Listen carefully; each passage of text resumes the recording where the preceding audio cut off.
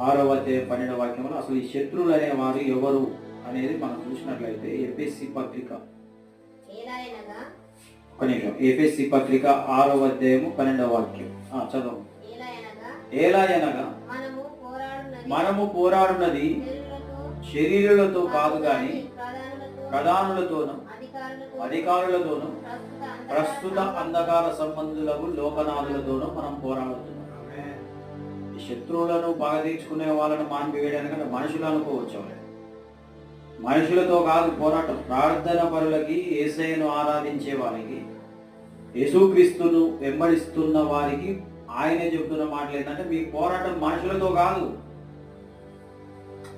మీ పోరాటము శరీరులతో కాదు, పడి శత్రువులు అయినటువంటి చెడ్డ ఆత్మలతోనే. మనుషులకు అందరికీ శత్రువులైన చెడ్డ ఆత్మ